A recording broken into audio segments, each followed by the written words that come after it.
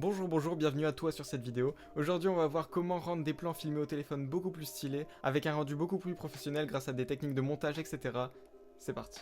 Alors bien sûr je tiens à faire une parenthèse, chacun a sa patte artistique et sa propre manière de faire. Je suis en aucun cas un professionnel, je suis un amateur pur, d'où cette chaîne qui va me permettre justement de m'améliorer et de, au fil du temps, vous montrer mon amélioration. Voilà, je tenais à vous le préciser, de la vue d'un professionnel ça peut être totalement nul ce que je vais vous montrer, mais pour les débutants, je pense que ça pourrait vous aider et ça pourrait vous donner quelques idées. Alors déjà, tout commence par le tournage. Durant le tournage, il faut absolument stabiliser votre vidéo. Je vous l'ai dit dans la vidéo de présentation, je vous le mets en fiche juste ici si vous voulez plus d'informations, mais il faut absolument stabiliser votre vidéo. Par le biais d'un stabilisateur par exemple, un stabilisateur pour caméra ou pour téléphone si vous filmez avec un téléphone comme moi. Mais il y a également d'autres techniques.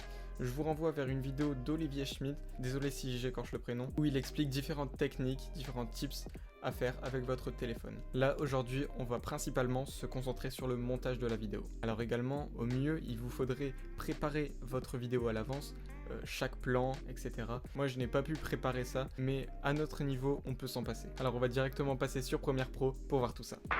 Alors bien sûr ça va être beaucoup plus parlant pour les utilisateurs de Premiere Pro, mais la plupart des choses que je vais vous montrer, vous pouvez les reproduire sur n'importe quel logiciel de montage. Donc le tout premier point essentiel, c'est la musique. Le choix de la musique est très important, c'est ce qui va donner l'ambiance de la vidéo, c'est ce qui va donner le rythme, l'énergie. Si vous mettez par exemple un solo de piano à queue, ça va donner tout de suite une ambiance très mélancolique, très triste, tandis que si vous mettez une ambiance type hit de l'été, ça va donner une ambiance beaucoup plus dansante et entraînante dans votre petite vidéo de vacances, etc. Donc nous ce qu'on va chercher c'est une musique entraînante, mais pas trop non plus. Voilà, ça c'est une musique très type de vlog. Donc je vous mets la vidéo originale dans la description, c'est une vidéo YouTube. Ensuite vous la téléchargez en MP3, c'est pas très légal. Mais pour un début, je pense que vous pouvez faire ça quand même. Voilà, donc on va se baser sur cette musique là. Vous voyez que sur la musique, il y a différents pics. Et il faut faire son montage en fonction de la musique. C'est-à-dire qu'à chaque temps, etc., il vous faudra faire un effet ou quelque chose pour dynamiser votre montage. Si vous faites en fonction de la musique, ce sera beaucoup plus structuré. Voilà, donc pour le début, comme vous l'avez vu en intro, il y a 4 petits plans différents et un titre différent également. Alors dans les titres, la police est très importante. Il y a des polices très moches et des polices qui passent plutôt belles. Donc je vous invite à utiliser certaines polices. N'utilisez pas les polices de base telles que Times Roman News, qui est la police que tout le monde utilise. Vaut mieux utiliser une police un peu moins utilisée, mais quand même assez belle. Voilà, donc dans l'intro là, il n'y a pas grand chose. Juste, vous voyez qu'à chaque pic, le plan change. Ensuite là, il n'y a plus de musique, donc il n'y a pas lieu de mettre une image. Il y a du coup un petit temps noir. Voilà ce que ça donne. Et la vidéo commence. Donc on va directement passer au deuxième point très important, le ralenti. Donc le ralenti, si vous filmez au téléphone ou sans stabilisateur, ça va être quelque chose de très intéressant. Alors en effet, plus la vidéo est ralentie, plus elle sera stable, moins elle va trembler, bouger, etc.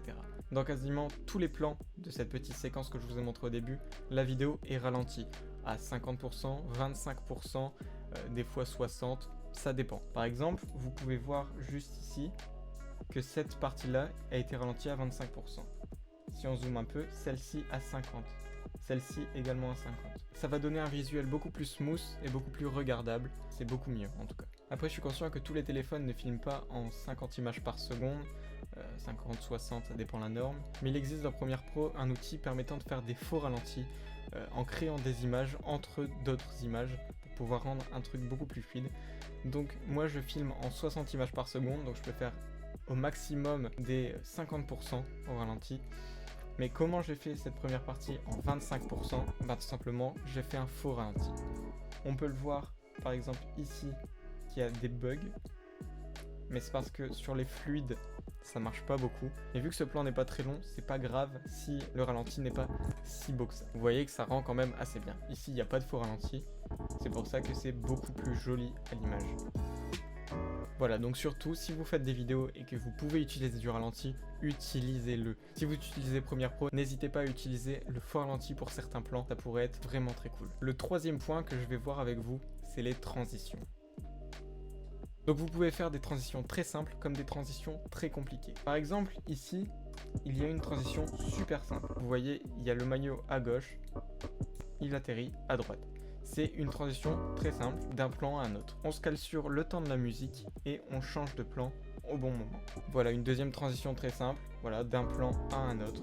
Donc voilà, ce type de transition, c'est des transitions très simples mais qui fonctionnent. Donc utilisez-les, c'est pas grave si c'est des transitions super simples. Ça rajoute quand même quelque chose de très joli si vous le calez sur chaque temps de la musique. Comme tout youtubeur, je profite du milieu de vidéo pour vous demander de vous abonner, d'activer la cloche si vous voulez suivre mes vidéos et de liker la vidéo si vous avez appris des choses, etc. Je vous redis tout en fin de vidéo, on continue. Maintenant, ce que j'ai aussi utilisé plusieurs fois dans ce petit montage, c'est les transitions noires. À un temps de la musique, vous voyez que là il y a un plan et là c'est noir à plusieurs endroits. Un ici, un là, et au début. Donc là je l'ai utilisé 4 fois et c'est une transition qui va très bien avec la musique également. Ça dépend du type de musique que vous utilisez mais ça rend plutôt bien. Alors bien sûr il faut réussir à l'insérer. Donc moi ce que j'aime bien faire avant la transition en noir, c'est vous prenez une partie de la vidéo, par exemple celle-ci. Ensuite vous la dupliquez juste à côté et vous l'inversez. Vous voyez, ça fait un effet plutôt cool. Et cet effet là est vraiment très cool. Par exemple je l'ai mis à cet endroit également, le plan ralenti. Et voilà. Comme autre transition, je vais vous montrer, c'est de la rotoscopie. Alors je m'explique, c'est pas vraiment de la rotoscopie. Donc on va crop l'image à un endroit et à chaque image on va bouger ce crop. Donc c'est cette partie là. Voilà, pour passer de ce plan là à celui-ci. Vous voyez qu'il y a le poteau qui vient juste devant. Donc j'ai juste ici crop l'image et à chaque image je suis venu bouger le crop pour venir mettre la vidéo en entière. Je vais double-clic pour vous montrer juste ici, option d'effet. Voilà, donc c'est dans recadrage, vous mettez l'effet recadrage dessus et vous allez crop à différents endroits. Chaque image, vous allez bouger cette valeur là. Je vous montre, voilà, cette valeur bouge jusqu'à arriver à 0 pour venir sur le deuxième plan entier. Voilà, donc c'est une transition très jolie à l'œil et très facile à faire. Alors bien sûr là c'est super simple parce que c'est une barre, c'est tout droit. Sur des formes telles qu'un humain, un visage, etc. ce sera également possible mais avec une autre méthode. Là je vous montre une méthode super simple avec quelque chose de droit pour les débutants. Donc cet effet est simple sur Premiere Pro, je ne sais pas comment ça fonctionne sur d'autres logiciels mais c'est forcément possible également. Comme autre effet de transition que j'ai fait dans la petite vidéo, c'est un raccord mouvement. Là il y a une partie de vidéo dans le bon sens, une autre où je la retourne et ça vient se coller avec le mouvement de la caméra du plan d'après. Regardez, je vous montre. Voilà, normalement j'ai mis des flèches en dessous qui vous montrent la direction de la caméra et vous voyez qu'il y a un raccord dans la direction. Donc ça permet de faire un raccord logique entre les deux plans. Donc voilà, c'est une petite astuce en plus pour vous. Donc comme autre transition dans la petite vidéo, c'est ceci. Elle y est 2 fois, donc une fois pour faire la transition de la voile à la fenêtre et une fois pour faire la transition de mon sujet de loin jusqu'à près. Donc cette transition, je vous renvoie encore une fois à une vidéo d'Olivier, donc c'est totalement son effet que j'ai refait et posé dessus. Donc je vais éviter de vous l'expliquer, je vous laisse aller voir sa vidéo à lui, il a très bien expliqué. Donc voilà, je vous ai montré quelques transitions propres à moi, des transitions que j'utilise pas mal de fois et des transitions que je trouve vraiment très belles. Maintenant on va passer au 4e point très important, la colorimétrie. Donc la colorimétrie, filmée avec un téléphone, c'est très compliqué parce qu'on n'a pas un preset de base qui est flat.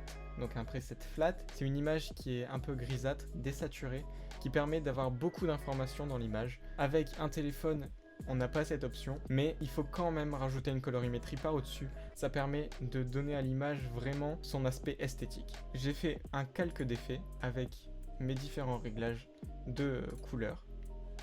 Vous voyez juste ici tous mes réglages de couleurs. Voilà, du coup ça permet de donner à votre montage, à votre image, quelque chose de très personnel. Voilà, si je l'enlève, l'image est beaucoup plus neutre et c'est pas très joli. Je vais mettre quelques autres plans.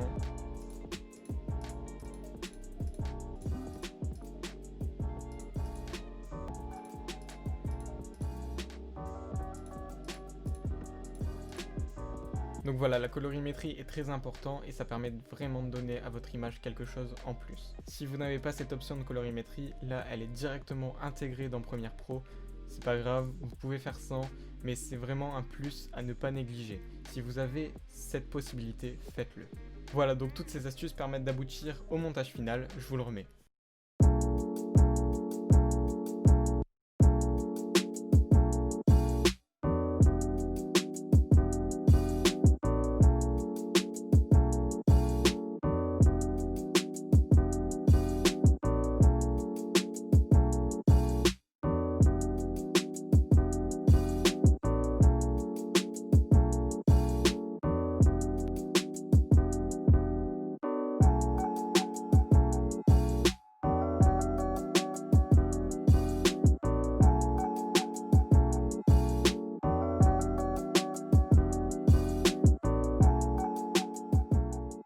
Voilà les 4 points essentiels qui vont permettre de donner un look beaucoup plus joli à vos plans de coupe. Je t'invite à t'abonner en cliquant sur le bouton rouge juste en dessous de la vidéo. C'est gratuit et ça permet de me soutenir si t'aimes mon contenu. Like si t'as appris des choses et dis-moi en commentaire si ça t'aura aidé. En tout cas, si t'as d'autres tips à partager, n'hésite pas à les dire en commentaire. Ça permettra de faire des échanges avec d'autres personnes. Ça permet aussi de référencer la vidéo et c'est tout bénef pour moi également. Et partage si t'as kiffé, ça permettra à d'autres de voir mes vidéos et d'agrandir cette communauté. Merci à toi si tu le fais. Sur ces belles paroles, je vous laisse et je vous dis à la semaine prochaine pour une autre vidéo. C'était Gilcode.